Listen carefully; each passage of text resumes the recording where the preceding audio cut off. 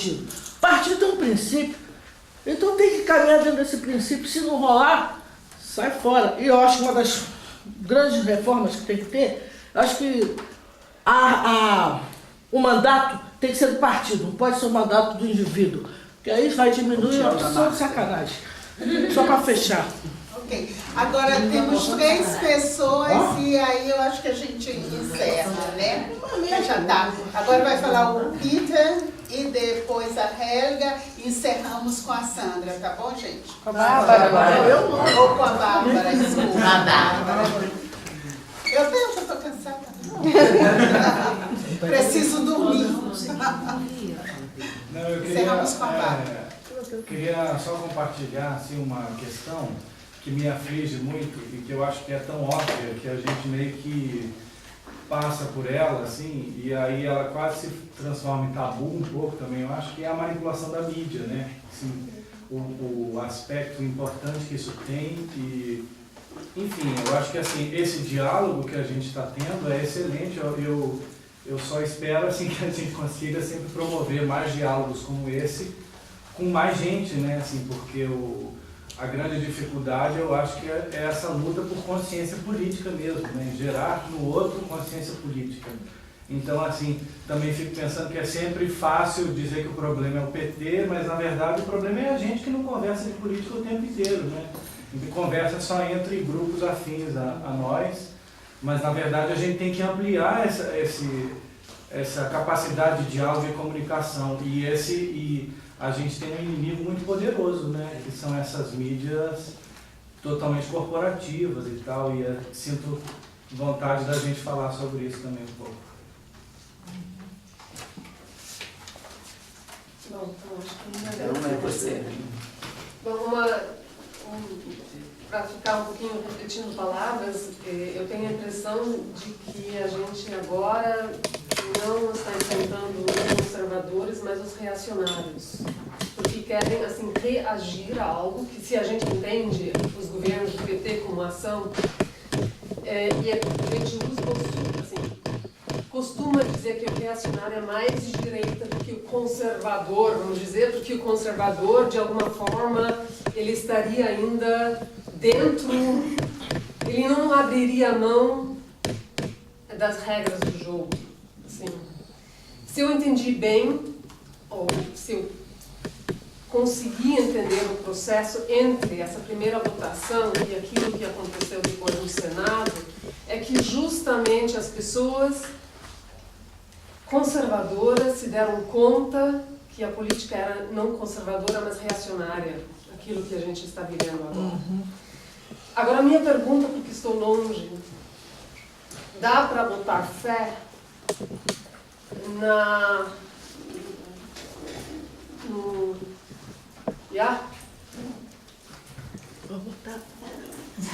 desse conservadorismo positivo se formar de alguma forma e talvez, assim, por não querer ser golpista, aceitar que a esquerda, que seja ela a esquerda petista ou PSOL, sei lá, assim, dá para contar com isso?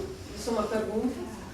E a segunda pergunta, eu agradeço já o lapso da Jé, como é a posição militar e policial? Tem forças, vamos dizer, legalistas, ou tem forças nessas, tanto no plano militar como policial, que talvez possam também dizer assim, bom, até um certo ponto, mas não mais do que isso.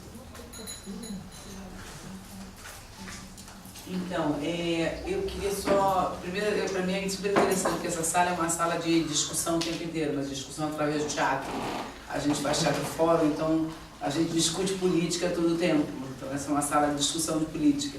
Agora a gente está sentado, não está fazendo teatro. É uma outra maneira de discutir política, mas essa é uma sala... eu queria voltar para a questão do racismo e voltar num ponto importante, porque aí nas redes sociais, como eu tenho contato com muitos grupos de jovens e muitos grupos de militância negra, ligada à música, eu discuti muito com alguns grupos sobre como ir para a rua e tal, e muitas pessoas diziam para mim assim, eu não sou nem de direita nem de esquerda, eu sou preto. E para mim a esquerda, vocês estão falando de democracia, falando do povo da favela que foi colocado aí. Então assim, mas para o povo da favela a democracia não existe. Vocês estão falando de golpe, mas golpe a gente já está vivendo há muito tempo. Então, quer dizer, eu estou colocando isso até buscando abrir o diálogo da importância, né, no caso do nosso diálogo, a importância de convencer essas pessoas a irem para a rua, para o movimento, para não sei o quê, né? E uma colega me mandou há poucos dias um e-mail, que a gente tem vários grupos de jovens negros no Rio de Janeiro, de mulheres negras também no Rio de Janeiro, e teve mais um assassinato de mais um jovem numa favela em Niterói. E aí ela queria fazer uma mobilização, quer dizer, uma coisa de levar o grupo de teatro lá, e aí conversou com alguns dos nossos companheiros também ligados à coisa de teatro e política. E nesse dia, para tentar essa agenda e tal, o argumento que ela ouviu foi que essa questão não era do macro. No momento a gente estava no macro, então teria que ir para a passeata, o macro, não sei o quê.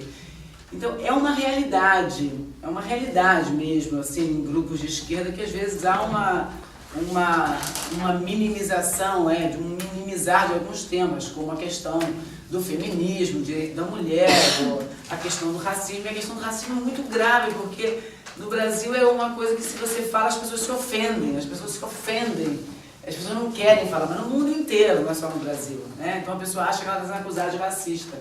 Então eu estou usando esse exemplo da resposta desses jovens, porque eu acho que é uma resposta real, é um motivo real, de dizer assim, por que eu não vou lutar pela democracia? Porque para mim não faz a menor diferença eu lutar pela democracia. Então a gente tem que considerar isso não para o passado, para a autoavaliação, mas para as estratégias de futuro, né? Porque a gente está falando de uma população, de uma representatividade enorme, que não se sente representada e que não sente que faz diferença um lado ou outro lado.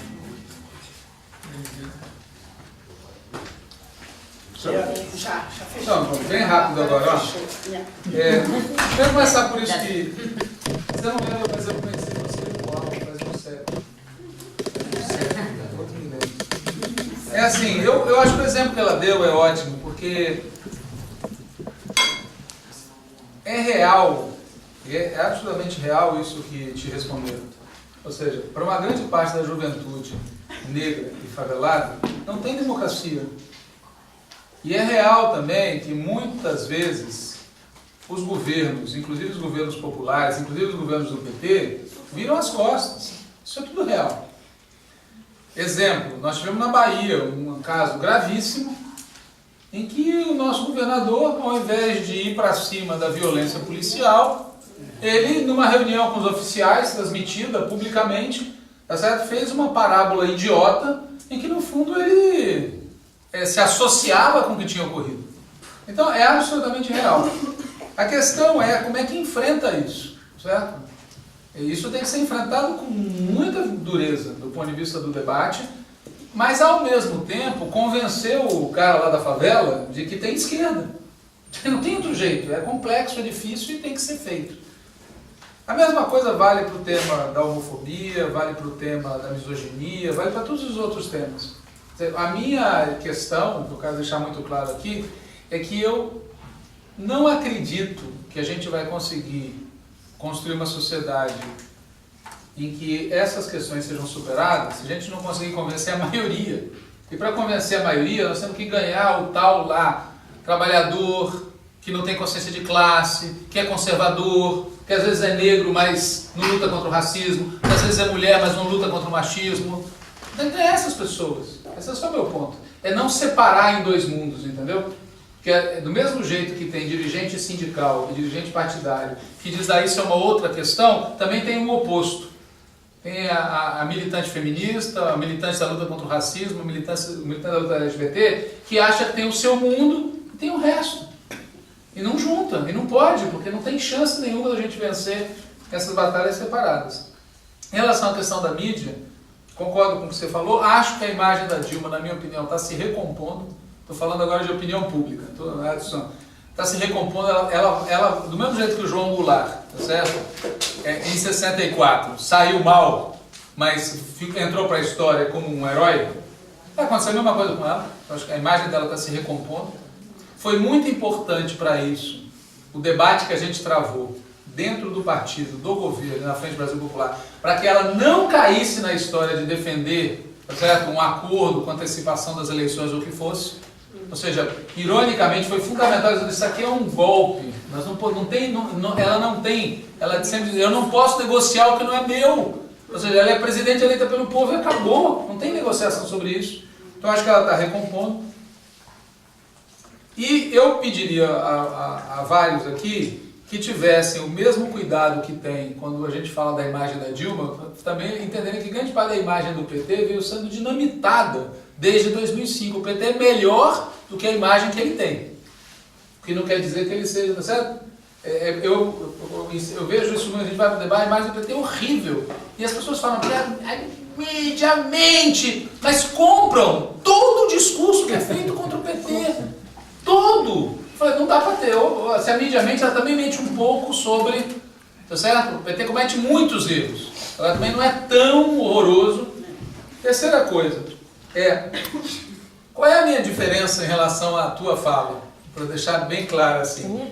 É assim, eu acho que a principal autocrítica que o PT tem que fazer é que nós abandonamos como partido nos últimos anos a noção de que nós somos um partido de uma classe, da classe dos trabalhadores e das trabalhadoras. Que no Brasil, na sua maioria, são negros, tem sexo, tem tudo. Ironicamente, quando você fala assim, tem que fazer autocrítica, não, a principal autocrítica, na minha opinião, é outra. O grande erro que nós cometemos nos últimos anos é que, em vários momentos, nós claudicamos na defesa dos interesses da maioria do povo brasileiro, que é trabalhadora. Esse é o principal erro. Então, embora eu concorde com as coisas que você fala, eu discordo quando você coloca em segundo plano o que, para mim, é o principal. Porque se a gente não tivesse claudicado nisso, o resto não teria sido cometido. O restante dos erros ou teria sido cometido com menor intensidade, na minha opinião.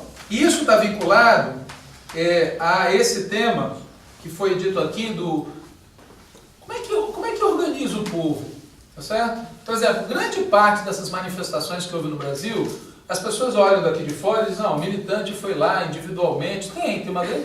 Mas 90% dessa mobilização pelo Brasil não existiria se não fossem os sindicatos. Essas organizações que a gente fala mal, que estão burocratizadas, que a organização... Foram os sindicatos que bancaram 90% das mobilizações. Não teria tido.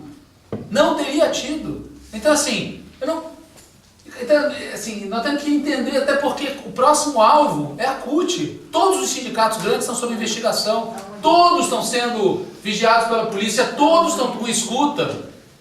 Por quê? Porque eles sabem o que estrutura o nosso lado. O que estrutura o nosso lado não é uma dispersão de micro-organizações e pessoas. São grandes organizações de massa. São essas grandes organizações de massa que eles querem destruir. O PT, a CUT, o Movimento Sem Terra, tá certo? A UNE. São essas grandes... Já tem CPI contra a UNE no Congresso Nacional. São essas... Se a gente deixar eles destruir essas organizações, não adianta ter militância dispersa ou micro-organizações. Concordo que as grandes organizações não organizam tudo. E nem devem. No mundo que eu imagino, pelo menos, eu não quero que todo mundo seja obrigado a ter uma carteirinha. Cada um se organiza como quer. Mas precisa ter grandes organizações. Né? E nesse sentido, as grandes organizações que sustentaram agora, na hora do vamos ver, foram as organizações de classe, tradicionais. As mais tradicionais, os sindicatos. Né? E isso está ligado também, a Jamília estava falando, veja, eu concordo com tudo que você disse, mas veja, quando eu insisto na minha tecla da política econômica, quem são os maiores prejudicados pelo desemprego? Trabalhadores negros, mulheres e jovens. Quem são os maiores prejudicados pela terceirização? Mulheres, aprovado estatisticamente. Então não é assim que tem as políticas de gênero e tem as políticas econômicas e sociais. Não, as políticas econômicas e sociais são fundamentais, inclusive, desse ponto de vista. Por isso eu só insisto na coisa da ligação. Acho que tem um elemento adicional, que é o problema da violência. a violência contra a mulher, a violência contra o negro, a violência contra o LGBT, e que nisso daí é gozado. A gente fez alguma coisa, o que já foi suficiente para irritar o lado de lá, mas não fizemos o suficiente para neutralizar a violência do lado de lá. Né? Então, não sei se está claro o que eu estou querendo dizer. A gente fez bastante coisa nessa área, mas pouco perto do que precisaria ter sido feito para neutralizar a violência do lado de lá. Só que o pouco que a gente fez já gerou um ódio do lado de lá tão brutal que o que nós vamos viver agora vai ser uma reação ainda mais dura, em que eles não só vão tentar tirar o pouco que foi feito, como vão tentar